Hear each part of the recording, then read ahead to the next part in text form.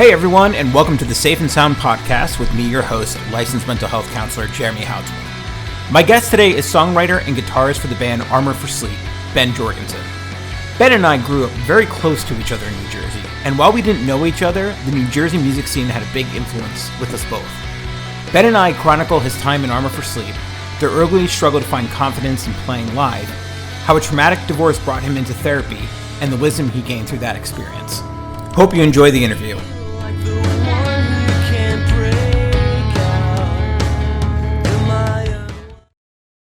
How you doing this morning? Having a great morning. How about you? I'm tired, man. I got two small kids, so I gotta get them off to school in the morning. And yeah. I'm just not a morning person by any means. So yeah, when I do sessions, it's always with teenagers and young adults. So I do them from like afternoon on. Nice. So I usually don't get to work until like 7 or so. Majority is telehealth anyway, which is the age of COVID. So I don't really have to go anywhere. So it's pretty nice. Nice, man. You're in Cali, right? Yes. I live just outside of LA. Moved here about 3 years ago to a town called Thousand Oaks, which is like 45 minutes outside of LA. Yeah. I've heard of it before. Have you been in California in general pretty long, or?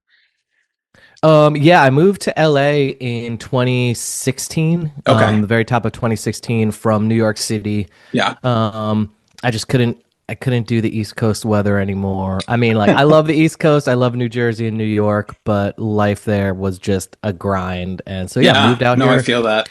2016, lived basically in Hollywood. And my Kaylee, who's now my wife, we got married in April. We've lived together for a few years, and when we first got together, I was living in an apartment in Hollywood, and she was living in Studio City, and like, we just wanted a more quiet life. Like, we're not going out club people anymore. Yeah. I don't need to be seen. Like, you know. Yeah. No, I hear you.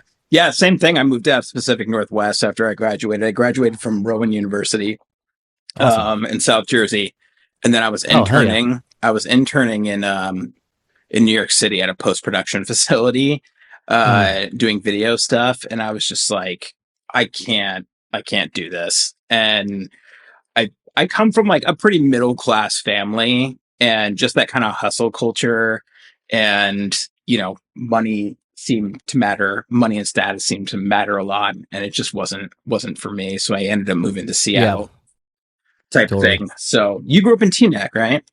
Teaneck, New Jersey. Yep. Nice. Born and raised. Do you know where Midland Park is? I think I mentioned that. Okay. Yes. It's so fucking small. You know, it's right near Ridgewood. What year did you graduate? I graduated high school in 2001, but I did not go to Teaneck Public School. I went to private school for my whole schooling career. Where'd you go? So, I went to a school called Solomon Schechter in West Orange. West Orange is where they have a high school. So yeah, it was an hour commute for me every day in high school. Yeah. Wow. I the only private school that I knew was Don Bosco. Okay. Yeah. I remember Don Bosco. Yeah. Yeah. It was pretty elite, so to speak, coming from public school. I went to a private Christian school for up until like 8th grade. And then I went to Midland Park High School, but that's rad that you know Midland Park, because it is such a small town. Yeah. How long did you started the band, right, in Teaneck? Yes. I'm assuming. Okay. Yeah. The question I have, so do you still consider yourself from Jersey? Absolutely. 1,000%. Yeah. I mean, you know, first of all, I consider myself being from New Jersey. It just has like geographical significance, you know, going through all of the different weather and being so close to New York City. That's just a part of my childhood. So that's number one, aside from music. Number two, most importantly, is the New Jersey scene and the East Coast scene in general had such a profound impact on my life and what I was going through at a certain age. And that was, there was the music scene was kind of bubbling over across the country and across the world, but there was something specifically about being on the East Coast at that time. So that stuck with me. So yeah, I moved out to LA in 2015, but like I will never not consider myself a proud, New Jersey / East Right. Coast person, just because I have so much pride in the fact that I came from that world, and actually managed to interact with it and, Yeah. leave my thumbprint or my pinky print, maybe. You know what I mean? So, Yeah, dude. Your relationship with music, so to speak, starting out when you were younger, what kind of bands were you listening to? Was playing music involved in the household when you were younger? um, yeah, definitely music. Music was a big part of my childhood, I guess. I guess pre-punk rock, Mhm. because once punk rock filtered in, everything changed. But before that, my family, I was raised pretty much. My parents split up when I was 2. I saw my dad every other weekend, so he was still a big part of my life. But it was really my mom and my sisters that I spent the most time with, and there was a lot of music in the house. They got me super into musical theater when I was really young. Like, Mhm. the first cassette tape I ever owned was Les Mis, and I loved Les Mis and Phantom of the Opera. Andrew Lloyd Webber was big for me. This is obviously before I like listened to the radio and knew what rock music was, Yeah. but that music was always around. My mom is actually a classical pianist. Okay. And so she studied music for a really long time and was always playing piano, and my sisters were always playing piano. She didn't think I was interested in music, so I was more into karate and gymnastics when I Hmm. was growing up. But I always listened to my sisters who were playing piano, and I think that had a big impact on me. I remember Yeah. just sitting there memorizing Beethoven and Bach and Mozart, and and then everything changed for me when I heard the Black Album by Metallica when I was in Hmm. fourth grade. It's one of the most vivid memories I have of the first time I put on headphones and pressed play on the cassette tape and heard the Enter Sandman riff. Yeah. And there's one life changing moment in my life that I remember, and it's me listening to that riff come in, because my life was I knew after hearing that this was going to be important in my life Hmm. as a fourth grader. So I took action. In fourth grade, I was like, I want to be in a band. I don't even know what that means, but I want Yeah. to be in a band. So I was like, drums seem cool. So I told my mom I wanted to be a drummer. And I made my 2 best friends at the time also pick up bass and guitar because I wanted to start a band. So early on, Fourth I was grade, like huh? in fourth Yeah. grade. Yeah. So in sixth grade, we had a band. We started a band, called it Instant Noodle. And Nice. between sixth and eighth grade, we would cover alternative rock songs that were on the radio, so Green Day, Nirvana. But Yeah. we would only play the songs up until the bridge, because like the bridge is a whole new part, and we didn't have time Right. to learn that. But we were every single week we'd practice in my mom's house. Um, and then once we hit high school, we went to that school in West Orange, which was an hour commute. But because we were going to a new school, we met some new people, and we met this kid named Matt who could actually sing. So we're Yeah. like, hey, we don't have a singer in our band. So he joined our band. We changed the name to Random Task. And then ninth grade through 12th grade, we played shows every single weekend because Crazy.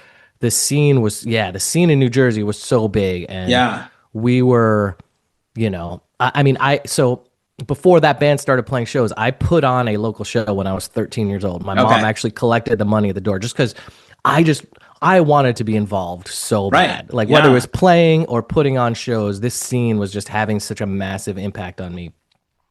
So yeah, so by the time we were in high school, we were playing multiple times a weekend. Who were you playing with? We were playing with our best friends. Oh. Side story, one of our best friends, so we were called Random Task. Mhm. Our best friends, Daniel Silbert, who we went to school with, and our other best friend, Jack Antonoff, had a band called Outline. And Okay. we were like frenemies. We were best friends. We would hang out with them every single day. Our families, like all knew each other, but we had like a little friendly rivalry going Sure. on. So we would play with them every single weekend, and that was literally my high school career. And I don't know if you know, but Jack Antonoff has gone on. He is like the Taylor Swift mega producer. He's like written Okay. like 6 of her albums, co-written all of her Crazy. songs. So yeah, Crazy. he's from this world too, and it's very cool to see him, doing his thing. Where were you? Where were you playing? Like, were you playing Elks clubs? Were you playing? Yeah, so small venues. it wasn't until Armor for Sleep happened years later that I knew what a proper music club was, because Sure. every Yeah. single show we played in high school was a Legion Hall, a church, or a VFW hall, or a basement. Right. So literally, if someone booked a show, they would pay $200 to rent the American Legion Hall. Right. They would have to, it's probably $75 at that time to rent a PA, and then the bands would bring the rest of the equipment. So yeah, we were just playing on the floor. But the thing was, at that time in the late '90s, sounds weird to say that now, but there would be 400 or 500 kids that would come to Yeah. like the Wayne Firehouse, is a big Yeah. venue in New Jersey. Manville Elks Lodge, Teaneck American Legion Hall, like these places would have hundreds of kids, Yeah. and the show was put on by a 15-year-old kid. And like Right. when I put on shows, I would go to other shows in like 2 months before the show and literally hand out flyers, Yeah. Yeah. and that was how it happened. Nobody knew what was coming. And then, that's around the time that like major labels started sniffing out, hey, there's something happening here. Yeah. And Yeah, that's super interesting. My girlfriend at the time in high school, towards the tail end of high school, she was throwing shows with her friends at the Ridgewood Elks Lodge. And I probably went to those shows. Yeah, what shows did she do? I guarantee it was a couple with Tokyo Rose that happened, and I don't remember. There were I think I was in Tokyo Rose for a minute, or was going to be in Tokyo Rose. Yeah. Do you remember the singer's name of Tokyo Rose? I don't. Super nice guy. I know that. I jammed with him a couple times, or maybe he was going to be in Armor for Sleep, or I was going to be in Tokyo Rose. I forget, one of the two. Yeah. I remember. I think The Beautiful Mistake. I don't know if you know them. Yep, sure. Yeah, they just played in Jersey with Tokyo Rose. So they had like recently. Yeah. Oh yeah. Like in the past, awesome. like 6 months or something like that. Damn. They kind of had a little, reunion. Yeah, there. But yeah, I think like that scene. I think people from the East Coast obviously know about that scene kind of popping off. But if you were to kind of describe what was going on at that time, we're talking late 90s, probably very early 2000s, right? That you're kind of playing some shows.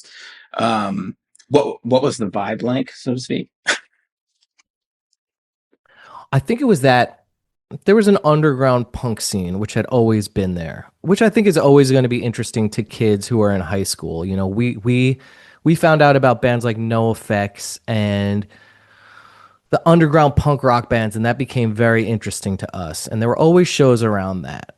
I think that's just kind of a normal undercurrent that happens with punk rock or the underground scene. What made this period of time uniquely different, for me at least, and I think for a lot of other people, is that kids started playing in bands for other kids. So like NoFX was cool, but they were singing about things that I didn't really relate to. Maybe they were a little bit older than me. They were singing about like drinking beers and stuff that I didn't relate to.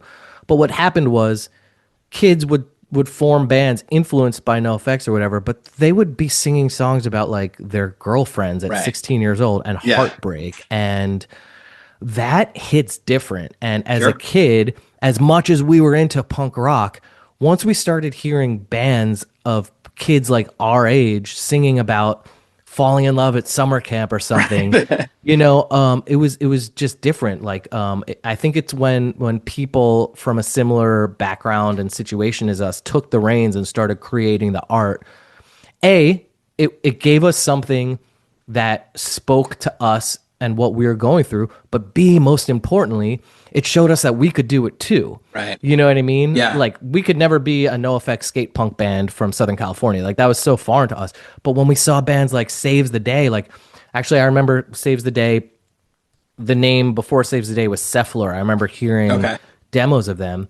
And I was like, these kids are 16, but like I understand what they're saying. And like I wanted to do what they were doing. So I think that's where the magic came from, and then that just exploded in the music scene, and then everything changed, and then also kids were taking these these harder sounds from the hardcore scene. And again, people in the hardcore scene were singing about things that I think were a little bit disconnected from like the adolescent experience. Sure. But these kids were starting bands, taking the hard sounds, which were cool, but then making it more about the adolescent experience that we could all relate to. And that really changed everything. And I think just sparked what wound up happening in the scene.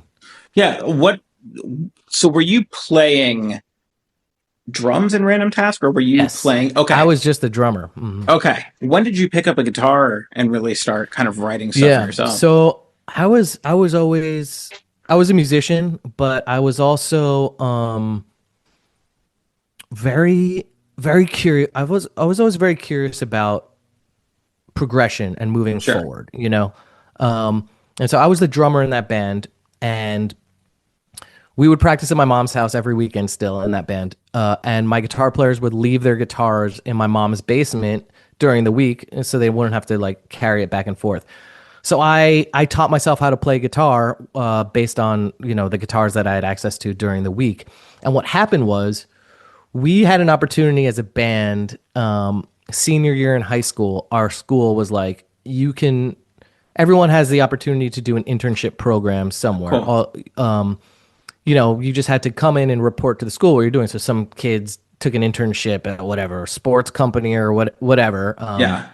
And we convinced our school to let us do the band as our internship program. So that's a pretty good idea. This could be a genuine business. We had a friend in New Jersey at the time who was like our manager, who was like, no, this could be a legitimate business. They Yeah. could sell t-shirts at shows. So our school let us do that. And our school was going to let us record an album as part of the project. That's awesome. The only problem is we didn't have enough songs. And I really wanted to make this happen because I was like, this is the coolest thing ever. We could basically be like a band, but we didn't have enough songs. So I started writing songs so we could finish that album that we would record as seniors in high school out of necessity because we had like 3 songs written and I wanted to get it done.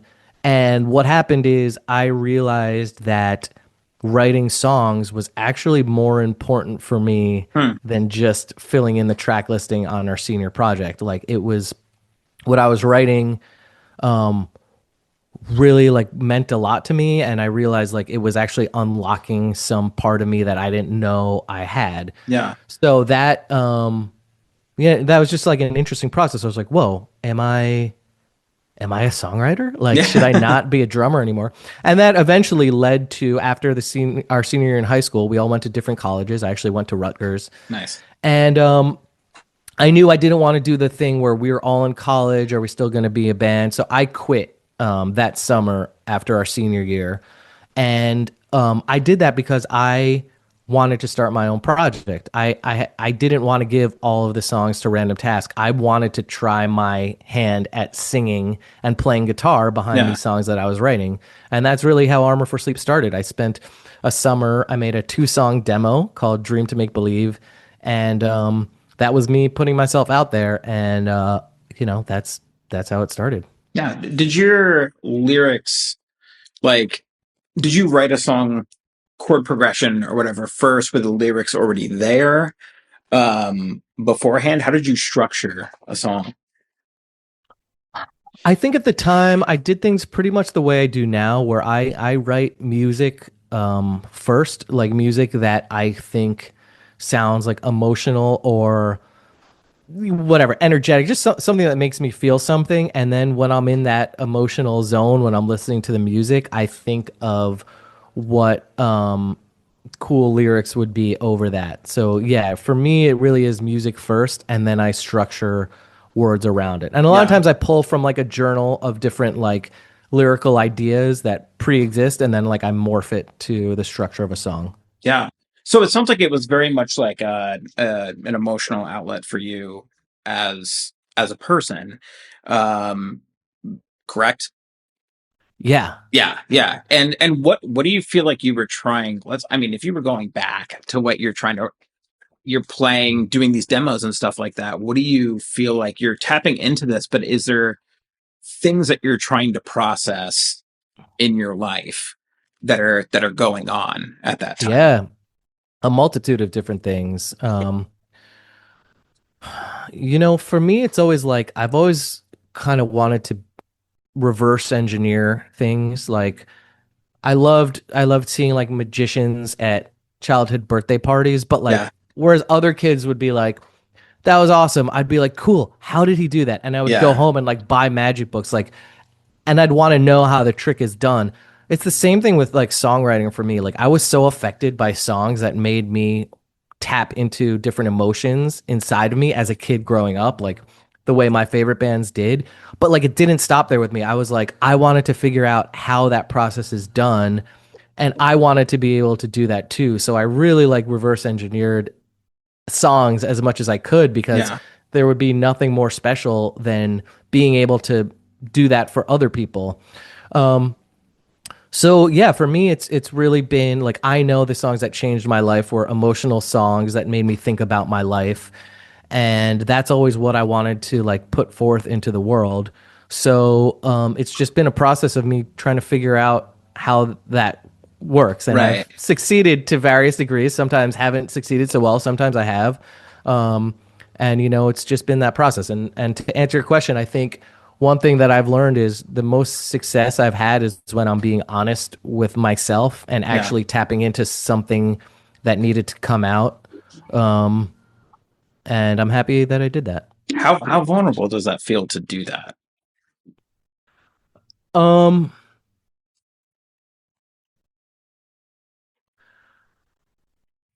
it feels, um, yeah, it does definitely feel really vulnerable. And a lot of the songs are actually like hard for me to finish writing because Yeah. it's scary to put yourself out there, Sure. but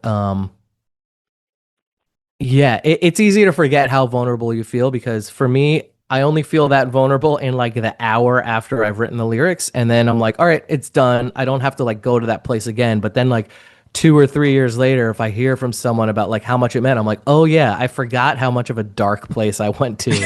Uh, For that. yeah, but like it is that brief moment of writing it and opening myself up. And sometimes having like a very tough couple hours facing these words that mean so much to me.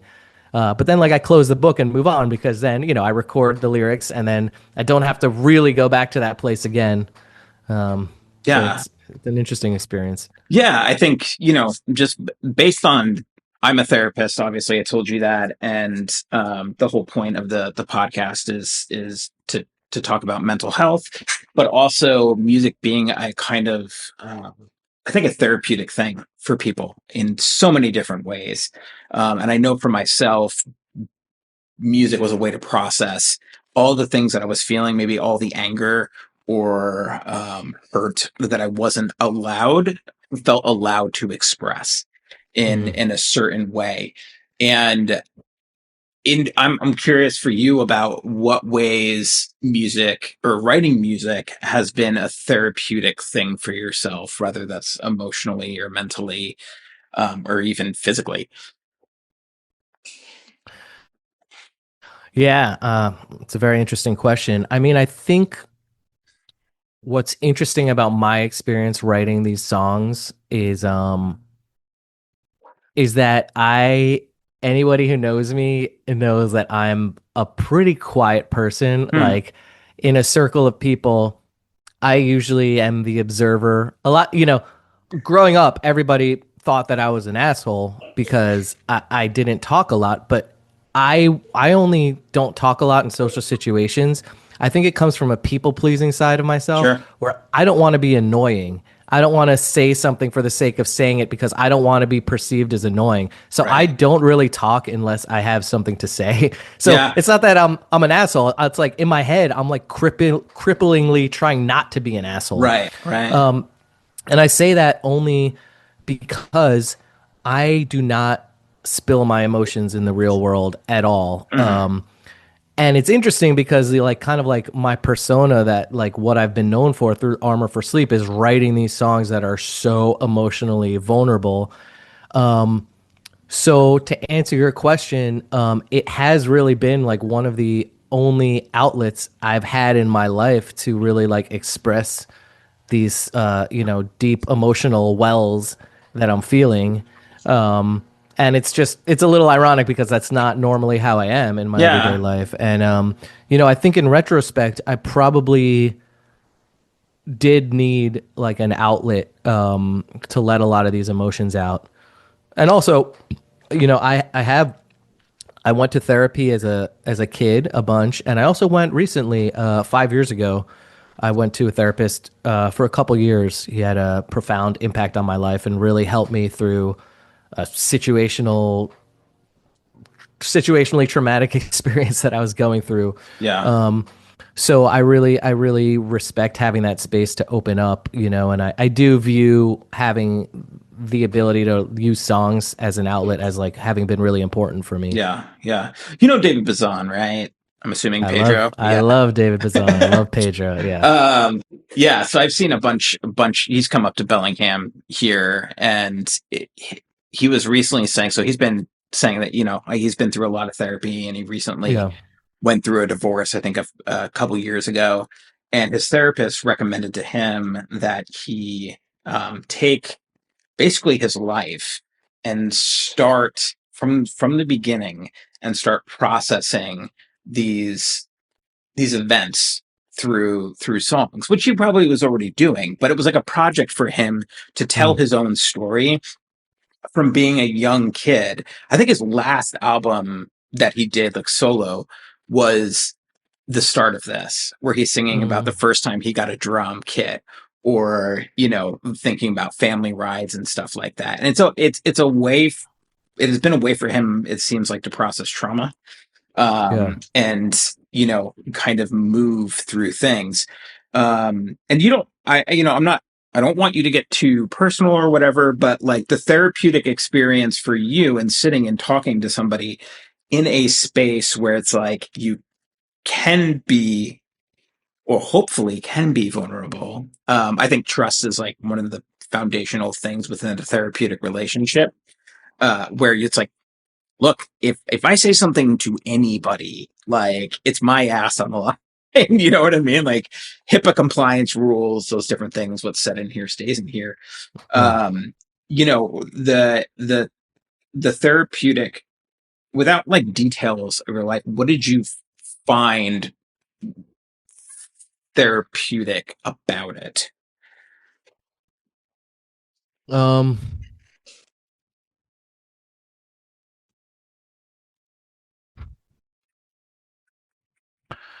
Honestly, just thinking off the cuff, if I had to think about, maybe this is not the ultimate thing that helped, but certainly something that was very helpful about therapy was the assurance that what I was going through was normal, or as to be expected through what I was going through. Yeah. Specifically, therapy helped a lot when I was going through my divorce that I went through Mm-hmm. 5 years ago.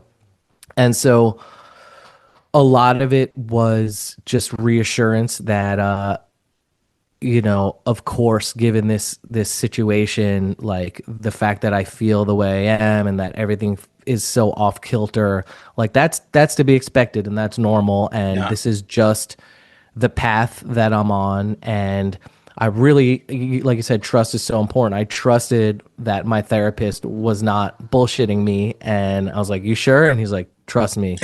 And Yeah. like I think about, my mom just had back surgery. So we were in the hospital with her while she recovered from that. And, one of the things we told her was like, this is normal. You're in the normal place where you should be in the recovery. Yeah. Like, it's 2 days after surgery. It's going to suck, but you know what? That's normal. And, like, this is the process that everyone would go through here. And that reassurance, we said that because we hoped that would be helpful, because it is helpful to hear that Yeah. when you're going through, hey, this pain is normal right now, but in a week it's going to be less. And Yeah. so for me, that really helped with therapy, in therapy for me. Is that something that you hear? Oh, yeah. I mean, I think all the time, uh, people are wondering, like, is what I'm going through normal. I think just to hear that and to hear Yeah, like other people experience this, right, absolutely. helps you not feel so alone, Yeah. in the process. In some of my own story, like I went through an incredibly, I think in the past year and a half, traumatic, just all the trauma that I accumulated in my body just went haywire. Mm. And it, just crazy anxiety all the time, somatically feeling it. And I felt so goddamn alone. I Mm. felt so just nobody's experiencing what I'm experiencing. I've never, that idea that somebody else might be going through this too and can relate. And it's like, you're going to be okay. Yeah. This is kind of, this is normal, for what you've experienced, I think is very reassuring. But Yeah. I think I went to therapy as a teenager, and that was an outlet for me as well as music. But I think a lot of teenagers strive for that feeling of like normalcy is like what I'm going through. Hmm. Normal, it's what I'm struggling with, normal in so many Yeah. senses. Yeah, I think it's huge. Um, even being genuine as a therapist, I think the Jersey side of me is Hmm. very direct in a lot of ways. Which, if you're living on the West Coast, at least in the Pacific Northwest, bluntness is not always appreciated. Uh, Yeah. but in a therapeutic space, especially with teenagers, they can smell bullshit a mile away. Yeah. And so to have somebody kind of be like, you're I you're kind of being an idiot right now. Like Yeah. this is they respect that. Um and work with teenagers is very different than work with Yeah. I can adults imagine. in Yeah. my experience. So yeah, I mean, to answer your question, the normalization of things that people are going through, I think you Hmm. feel so alone. I'm curious, did you feel really alone during that time? Yeah, absolutely. It was right in the middle of COVID. So to sprinkle on Sure. you know, uh, there was nothing particularly unique about the breakup that I went through. Everyone goes through really bad breakups. But that on top of the fact that it was during COVID and I couldn't see my family, I couldn't really be around friends, and there was the uncertainty of the global pandemic. Yeah. It was a lot at once going on, a lot of life changes at one time, and yeah. Do you think, had COVID not been a part of it, where we're all kind of experiencing a collective trauma as kind of like a society, that some of that aloneness, and would have been mitigated by being able to see people, and you know, That's a family really seems good. family That's a seems really good. important for you. Yeah, So that's a good question. I don't know. I wish I could run that experiment back. I think it was just all a part of the same thing. yeah, All a part of that time. So it's kind of hard to break one aspect from the other. I think regardless, even if the world was normal, I think therapy would have been a great thing for me anyway. At that time, and honestly, you know, I don't think therapy is bad for most situations too. Like there's a part of me that wishes I could still. I mean, I know I can, but that I was still in therapy now.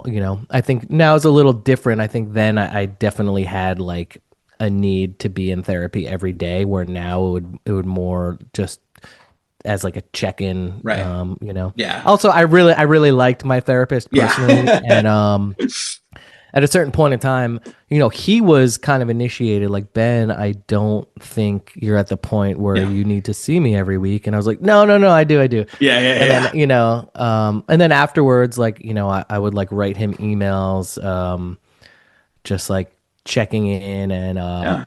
you know, yeah, just because I kind of just miss him personally, but Yeah, yeah, yeah.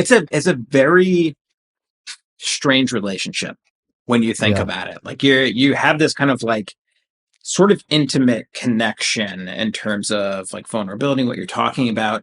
And, you know, if when you really like think about it, unless a therapist is sharing life story too, or things that are relatable, it's like there's not a lot that we're even told as therapists that we're supposed to share about ourselves, you know? And so there's like sort of, there's a relationship, and people don't necessarily get to know the intimate details of our own, you know? And some of that I think is that they might be pretty fucking disappointed in if they kind of knew some things, or it might shatter that kind of like relationship in a way. But yeah, there's like, you know, I've had clients be like, yeah, we should go like get a drink or something like that. I can't do that, man. Like I really wish, you know, I could, but I can't do that, you know? So it's a hard part of the job. You know, I just kind of even going back to when Armor for Sleep started, you guys kind of, how did Equal Vision get a hold of your stuff? So okay, took me a second to like go back to that time. So sorry, dramatic shift. What we were talking about. No, not about the shifting, just about like I haven't gone back to that time for a minute, but I remember exactly what happened. So in Random Task, that band that I had in high school when we were doing our senior project, we had a manager at the time who was floating us out to different record labels, trying to get us signed. We almost signed a deal actually when we were seniors in high school. It didn't work out, so when I was starting Armor for Sleep, I still had a contact list of record labels that I got from Heath, who was our manager at the time. So I sent the Armor for Sleep demo out to, I think, 3 record labels. One of the record labels was Victory Records. I think 3 days after I sent the demo out, I got a message on my answering machine. We had answering machines at the time. And it was a guy named Jason Rudolph. He was like, "Hey, I work at Victory Records. I love the band. We want to sign you guys." And little did he know I did not have a band. It was just me recording the songs by myself. So about 6 months later, Victory was like, "We're doing a compilation." I don't know if you remember. Victory used to have these comps called Victory Style. Yeah. And they would put them in like Hot Topics, and I think they would be free. So you could just take them and you would get a CD home of 21 different bands. And they were like, "We want to put you on the next Victory Style compilation." And we said very clearly, "Yo, we're not signed to you guys, but we'd be super pumped if you put us on this compilation." And they were like, "Yeah, but we're pretty sure you'll want to sign with us after we do it." So we're like, "Go ahead." So we took one of our songs from our next demo, The Wanderers Guild, and we put it on their next comp called Victory Style 5. That thing probably had a distribution of like 250,000 copies. Like they just made so many of them. So we got attention from around the scene from people who were like, "Who is Armor for Sleep?" Not only that, but why are they not on the Victory Records website? Because we were not signed to the band. Right, yeah. Like Victory, I don't know why they did it. They've never done that with any other band ever. But they just had faith we would sign. And then, so once that CD was out, they're like, "Okay, we're sending you guys over the contract." We looked at the contract. It was a joke. It was a contract that was, you know, I mean, you've heard horror stories about bands that sign with Victory and bands suing Victory. So we went to an entertainment lawyer and she was like, "You guys are not signing this. This is meant to like completely obliterate your entire career as a band before it even got started." So we didn't sign with Victory. They were not too happy about that. But that is how Equal Vision found out about us. That's how tons of other record labels heard about us, because everyone was like, "What the hell is this Armor for Sleep band that's not on Victory and now apparently is beefing with Victory before they even signed to them?" Yeah. So then Equal Vision, you know, reached out, and Dan Sancha, who still works at the label now, took an interest to us and signed us. Nice. Yeah. That's awesome. What were the other labels that you were like looking at? I probably sent it to Drive Through Records, and you know, honestly, maybe it was 2. Maybe it was just Victory and Drive Through. Yeah. Well, you also, I mean, you have Census Fail at that time. Kind of, they signed to Drive Through, and then you had the Early November. Yep. You know, signed to them as well. Mm-hmm. And so I was talking to Joe Marrow Yeah. about when they signed, and he was like, Ace's girlfriend at the time, now wife, was just like randomly IM'd, like on AOL. Uh, Yeah. the owner of Drive Through, and that it seems like things were kind of so accessible. If Yeah. you knew the right people, and and there was such an interest to Hmm. sign bands.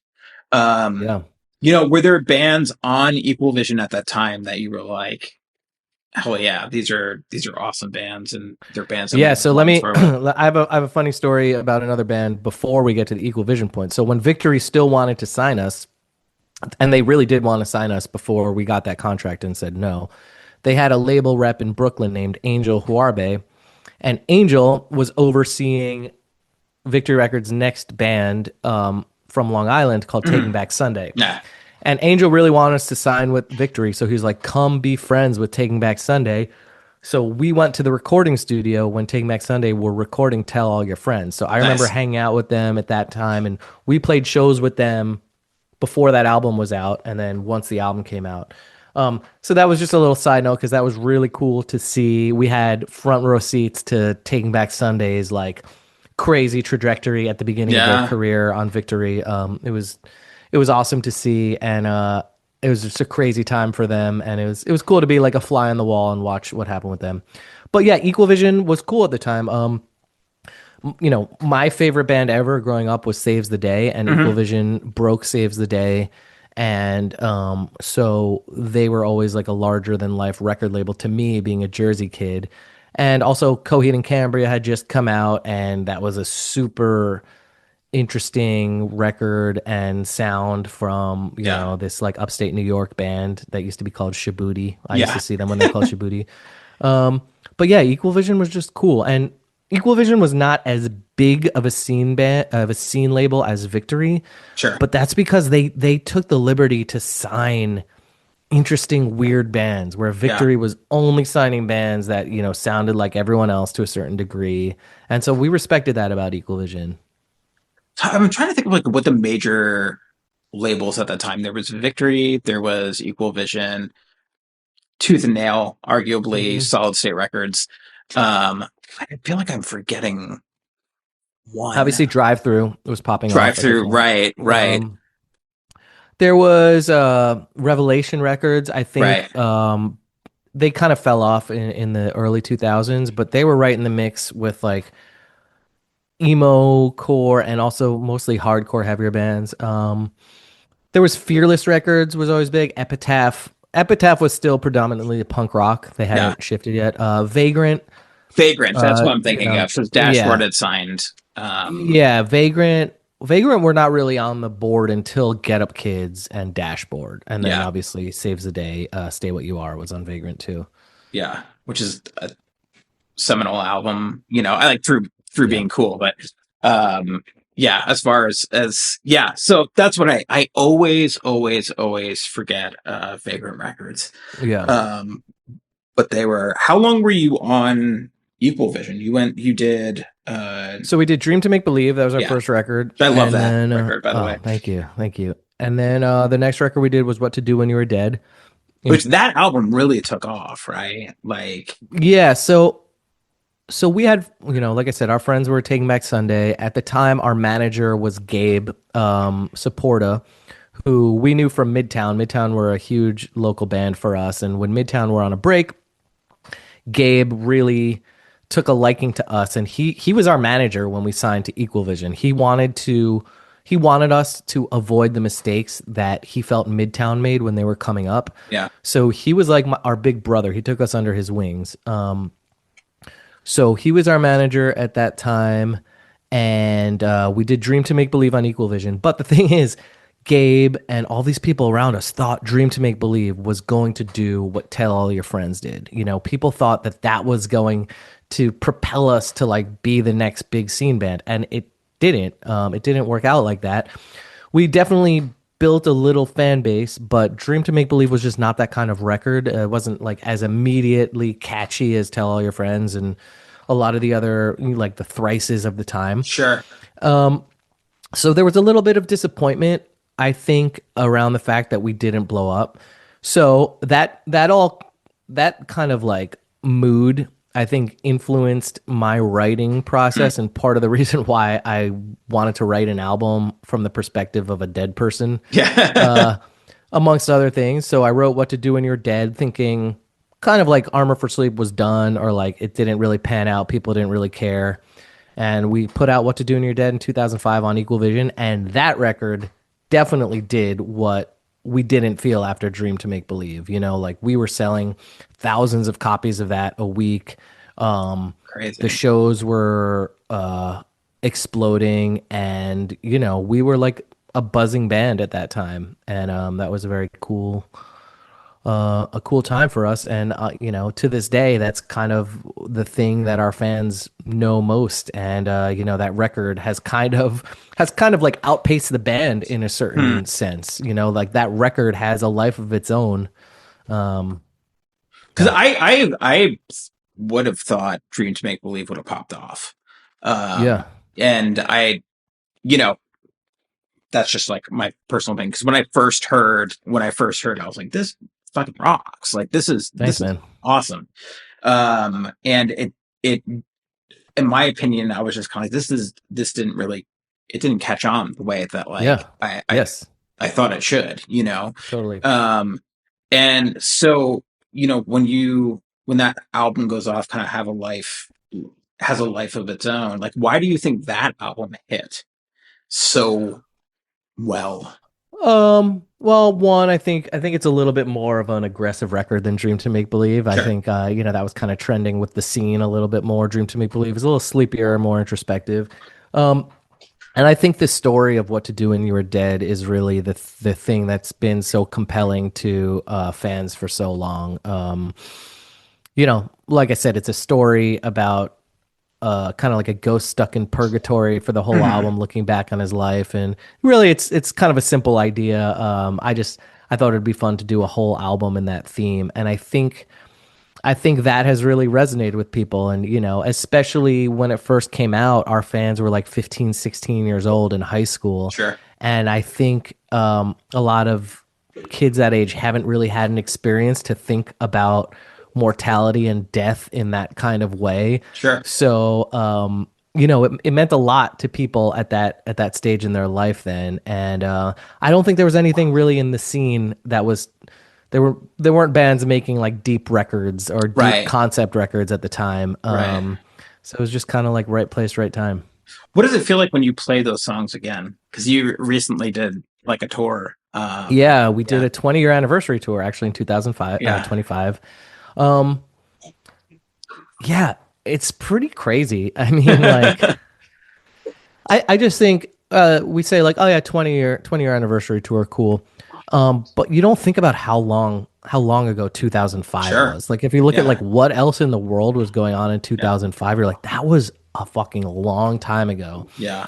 And it's easy to take for granted the fact that people still want to come out to a show and sing along to that album and buy merch around that album.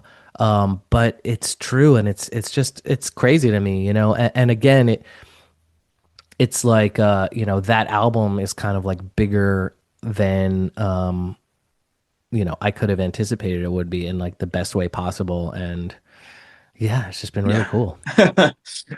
What made you decide to go out and basically you guys toured that album basically again, right? And I'm sure you put other songs in there as well. But like what first of all, what's the logistics of getting a band together? Um and then touring off of that. Like are you guys pretty spread out or Yeah, so the rest of the band is in New Jersey. I'm the only yeah, one who kind of fled the scene.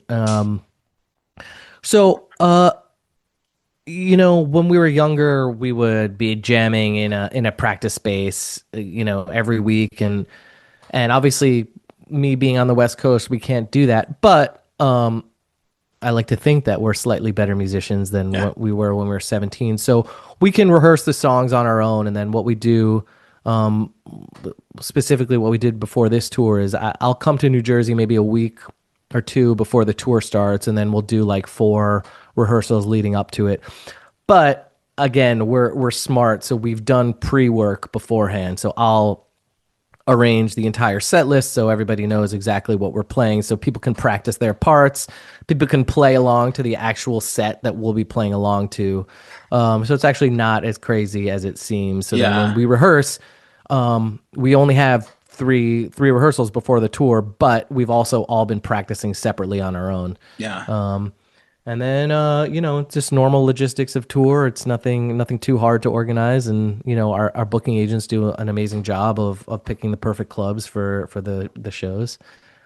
Who was your booking agent? Were you going through Flower or something like that when you were?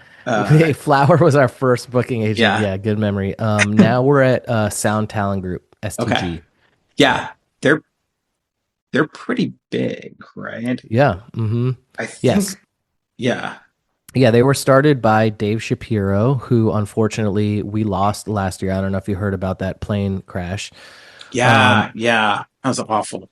Yep. So so Dave started the booking agency and made it from the ground up one of the biggest booking agencies in the entire world. Predominantly they're known for booking heavier artists. I think their biggest artist is Pierce the Veil. So Dave was Vic's best friend from early on, and he booked that band from when they were tiny. And from my understanding, Pierce the Veil really helped them build an agency, and Dave, was an amazing guy who really engineered this amazing agency. Anyway, so yeah, we actually, they started booking us a couple years ago. We were at a different booking agency, and we left and went to STG, and it was Dave specifically who wanted us to come over, and he was booking us with 2 other amazing agents, Jonathan and Donovan Malero. Donovan is actually the singer for that awesome band Hail the Sun. Nice. Which is cool. Yeah. So obviously it was a huge loss when Dave passed away, but STG is still going strong, and Jonathan and Donovan are still doing an awesome job. What was it like? So how old were you when you guys started touring Dream to Make Believe? So I recorded Dream to Make Believe when I was 18, 19 years old, maybe. That's when we were in the studio in California. So the first tour we did, I had just turned 19. Okay. That's when Midtown took us out with Taking Back Sunday and a band called Recover. And that was our first tour ever, about a week after finishing recording Dream to Make Believe in 2002. Yeah, so I was 19 years old. So what's it like as a young man, like in a van with, how many other guys, kind of going from place to place, and like, what were some of the awesome moments of that? What were some of the stressful moments of that, or more stressful moments of that? It was 100% awesome, 0% stressful. And, it was the 4 of us in a van, a merch girl named Teresa, who was our merch girl for a long time when we were starting out, and then a tour manager. Eventually, sometimes we didn't even have a tour manager in the beginning, but it was absolute chaos. We were making $0. We were selling maybe 3 t-shirts a night. We were not making any money, but we didn't care. Life was chaos. It was literally just all for fun. And, we were not very good. I was not a good performer then. I would play with my eyes closed the entire set. But we were having the time of our lives, and really that was building the band. Why were you playing with your eyes closed? I think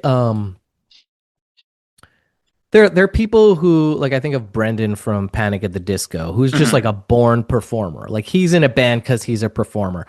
I was in a band because I wrote songs that were meaningful to me, and I played them for other people, and then they were like, yeah, this is meaningful to me too, and I trusted that. But I only did it because I got feedback from other people that said it was okay. Like, there wasn't this like burning desire in me, like, I'm gonna show the world that I'm this. So like, that I had to learn how to perform and how to be a showman because that's not what I signed up for. I signed up to like write songs. I would write songs basically in like the corner of a dark room. Like I didn't really like sharing my work with anyone, let alone singing it in front of people. So the fact that it was like, oh, if you want to make this band work, you're gonna have to get up there and like sing these songs and perform. Like I had to wrap my head around the fact that like I need to sell this if I want the band to Yeah. work. Because that's what performing is basically. You're Right. being a commercial for your creative works. You know what I Right. mean? Right. It's like, look at me, and then I want you to go home like this performance so much that you want to listen to the songs more. And like I had to be comfortable with that because that seemed like stupid. I was I didn't want to do that. It felt Yeah. cheesy to me. Yeah. So yeah. That's super interesting because I think a lot of the people that I've talked to, um, some of them, you're creating a live experience for people, but for some of them, it was about creating community. But you know, maybe the performance element. I think I'm thinking of like Jason Gleason for Mhm. example. Um, talking about we talked about kind of like because I played music. I played in a band or so in Jersey and over here, and it felt sometimes like it was the only time to release a side of myself, or and him like embodying this kind of space that was um almost transcendent in a weird way. And it sounds Mhm. like it was the opposite experience for you, Yeah. where it did feel authentic for you to be on Yeah. stage. Yes. Yeah, Okay. correct. Yeah. At first it didn't feel authentic. I felt like it was inauthentic and like, I have to pretend like I'm rocking out to this song I've already played a bunch of times. Yeah. Um, and then I just had to understand, that like, oh, I can be on stage, lock into a song that I wrote 2 years ago and connect with it in a Mm, real way. So I'm not putting on a show. sure. I just didn't. Also, it was muscle memory. I think I wasn't trained enough to get like lost in the song. Once I got a little bit better at playing guitar and using my voice in a normal way, then I was able to do the things that you're supposed to do on stage, which again is connect with the emotional parts of the song that Yeah. meant something to me in the beginning. And then once I can do that, then I didn't feel like I was being a fraud. Then I was like, okay, I'm not just performing to be a showman. I'm actually connecting with my song, and whatever I'm doing on stage, whatever is coming out, that's just what's coming out. So Yeah. that to me felt more punk rock. So I think I just needed to be good enough to figure out how to emotionally connect with the songs on stage, you Yeah. know? How long did that take for you? You feel A like? long time. Yeah. The first few years of us touring, man, yeah, we were just bad. I remember Gabe, like, again, the first tour we did was with Midtown, and he was also acting as our manager. And I just remember the way he would like, we would sit in the van after, I asked him to like watch our set and give me feedback. And it's like the amount of notes he had, he just like threw the notebook out the window, because he was like, you got to open your eyes, you got to move. Like, I was just like, but the thing was, I had been a drummer in a band for so long, but it was Right. so new for me to be up on stage playing guitar and singing. And I needed reps. That's it. I just, like anything else in life, it's all about reps. And like, if you think you can do anything without having practiced it, you have Sure. another thing coming, especially a high skill thing of being on stage. I just needed reps, and that took years. By the time What to Do When You're Dead came out and we were playing, those songs like Car Underwater, Truth About Heaven, we'd be doing it for a couple years, and I was starting to feel more comfortable getting up there and being the guy, but so that's it. I just didn't have enough reps. So that's a guy who self-admittedly is kind of more on the quiet side. Yeah. And I'm sure after these performances and stuff like that, you're having people come and talk to you. Yeah. And it's like, what was that like for you? Because you were saying how you don't talk unless you have something Yeah. really to say, you know? It was honestly, it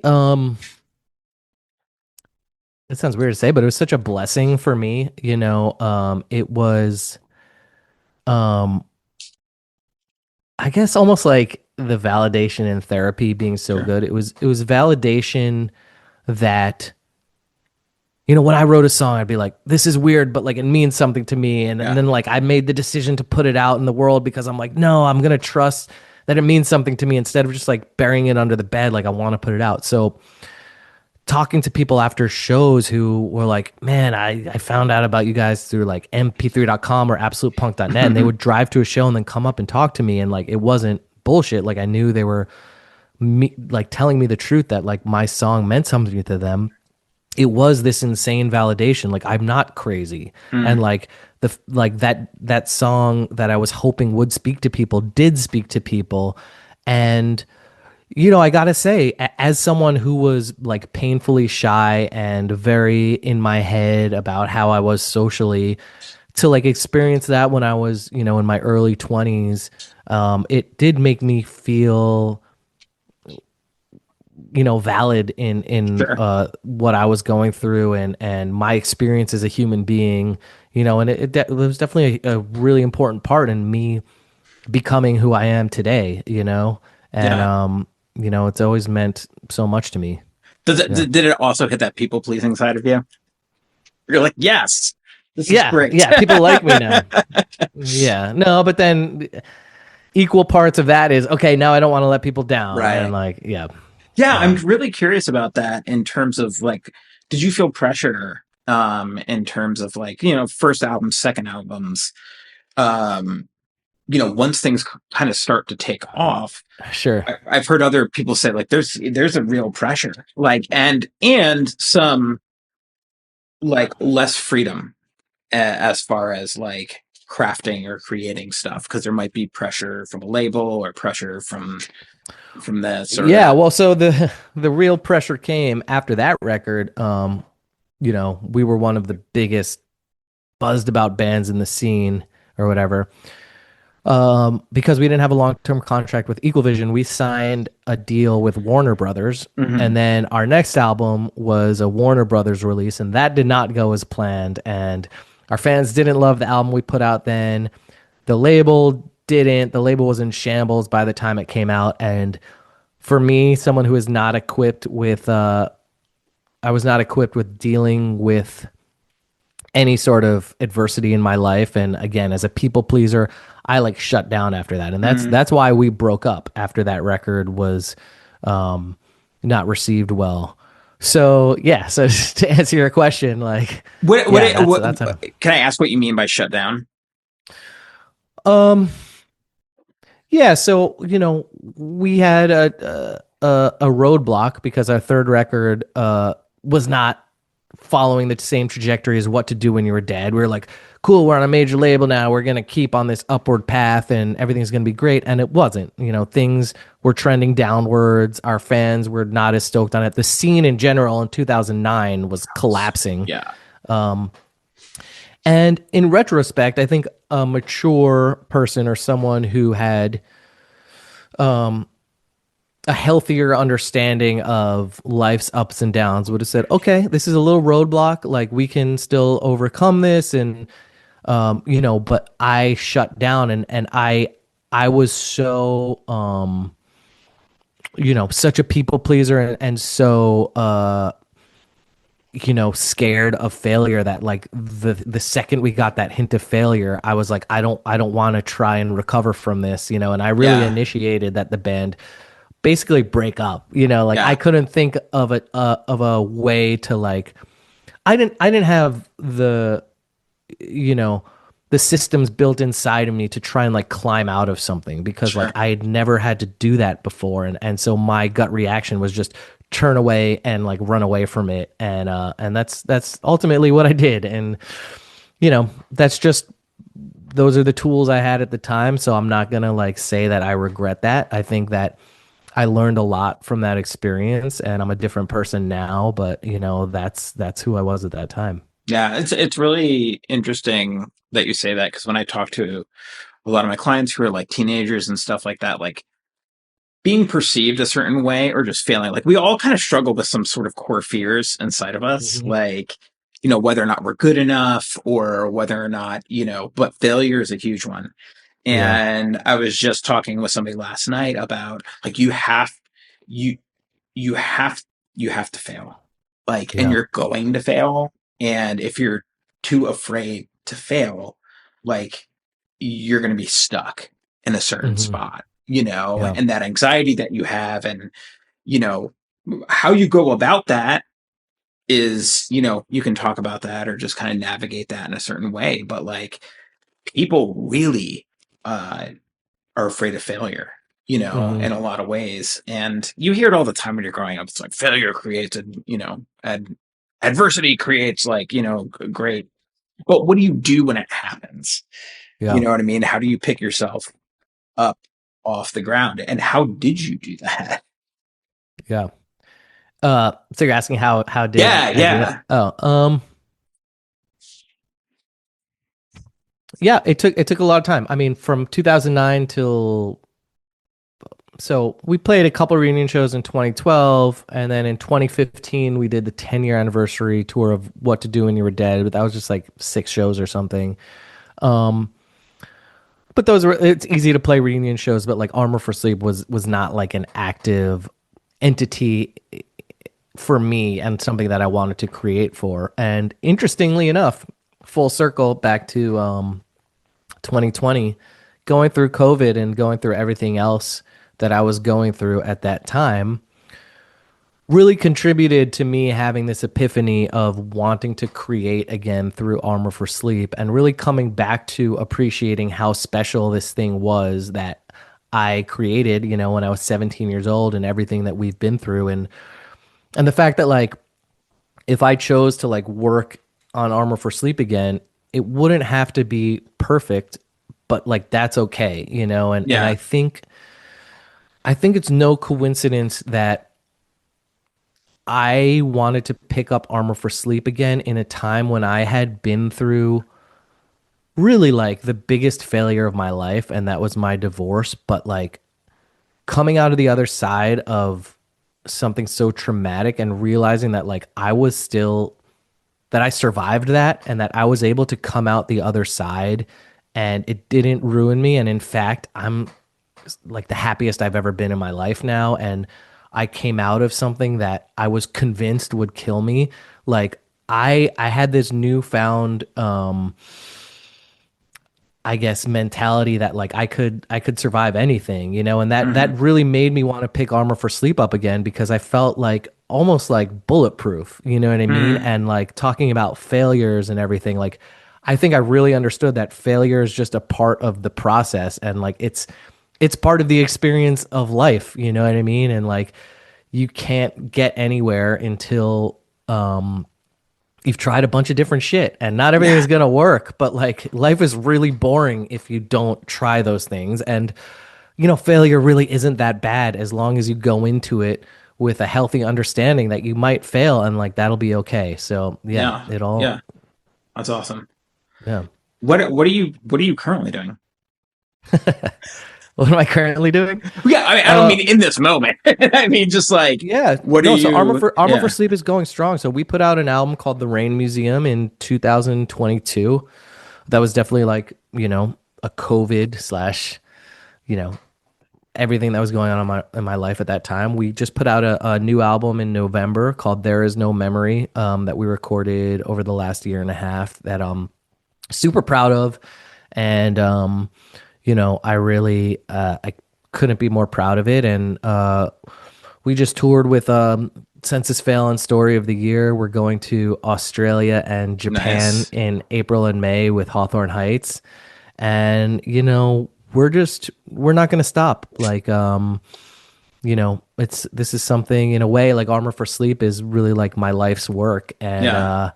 I'm really proud of what we've done, and I'm also excited to keep being creative through it, and we'll see what happens. I mean, is your day? Do you have a day job too that you do, or is this like the creative endeavors that you were Believe it doing? or not, we As figured out how to make it work over the nice. past 4 years. That's great. And it's called just being smart about the way we do shit. Sure. We have a lot of friends that go on tour, and because they used to tour in tour buses all the time, they can't not tour in a bus now. Yeah. Do you know how much a tour bus costs every No day? idea. So all in with gas and a driver, we're pretty much talking about $3,000 a day Wow. to be in a tour bus. A day. So Yeah. imagine how much that costs after a month tour. So that's awesome. And I'm not going to knock my friends for having to tour in a bus, but like if I don't want to have a day job now, I would rather think of another way to do things. So when we tour, most we'll share a bus with another band if this situation presents itself. But we mostly tour in a Sprinter van, and that just means we Yeah. have to drive. Is that the end of the world? No, I don't mind waking up and driving 3 hours. Like if Yeah. that means that we can come home and pay our bills and not have to work in construction jobs when we get home, that's a super easy deal to take. Right. Right. We also like don't have a manager now, so that means that like when we come home, we're not shaving off 20% that we have to pay to some guy who booked 4 hotel rooms for us. Sure. Like, yeah, so we're just smart, and thankfully, like we can make it work. It's really funny because I was like, do you know who Jason Tribute is by chance? Mm. He used to play for. Right now, he's the manager of. Gosh, he does production for Perfect Circle, Oh, hell yeah. Garbage, and then he also does Jimmy Eat World too. He's like their one of their tour managers. Nice. But he played in Hoaxful, and he was talking about because he was the drummer there, and it makes a lot more sense now because in the middle of one of their tours, and this is when Hopesfall was kind of just about to break up, the label just in the middle of the tour stopped paying for the tour bus, Oh my so god. they had to front the rest of the money, Yeah. and just kind of like talking about that. And I was like, oh yeah, that's a lot of money to go into debt to debt for a Yeah. band and have to kind of like push through that. Mm. Um, yeah, I mean, so that's amazing that you can make that work. How do you feel about there's kind of just like well, I have to ask this question. How did you feel about, um, maybe not maybe the emo label? Oh man, it's long story short, it's easier now to Sure. just use that word for everything. Yeah. Obviously, I think it's severely misused, and I remember back in the day thinking it was misused in like 1999 when people would call bands emo that were like not emo. So Right. yeah, technically it's massively misused, but sure, I if we're at a friend's barbecue and people are like, "Oh, I've never heard of your band. How would you describe it?" I will be like, emo?" Right. I'll be like, "Yeah." I'll be Yeah. like, Yeah. "That's where we come from." But like, Yeah. I hate it because Yeah. it's not correct. But Yeah. yeah. Yeah. How would you describe Arm for Sleep as far as genre wise? Ooh. Oh Or do you man. transcend genre? um. God. I don't know. It's a valid answer. You It's a valid know, answer. shit. For someone in the know, I guess I would say we're post-hardcore. Yeah. Is that right? I don't know. Yeah. I mean, I would assume, and not assume, but Yeah. I would say so on my front. Yeah. But labels are just difficult in Yeah. general. You know what I mean? I think, especially probably getting tagged with like the emo, there's all, it morphed into something completely different, right? Yeah. Than what it was. Um, One of the questions that I kind of end with Mhm. is, what would you say to yourself as that 19-year-old kid? What would you want him to know? Man, that's such an easy answer for me. Yeah. Um, I wish I could tell my 19-year-old self to be more sure in his instincts. I think I followed my instincts pretty well. Hmm. But I was unsure about it a lot. It was more of like an experiment. Like, I think these songs are pretty good, and if I really go all in on Armor for Sleep and doing a band like this, I think it could be big, but I never like fully trusted it. And I was right about most of the stuff that I I wanted to like dive into. Yeah. And I spent so long questioning my decisions and kind of like putting my toes in the water. And I wish I could be like, you were right. Like, Yeah. you Jump know what in. I mean?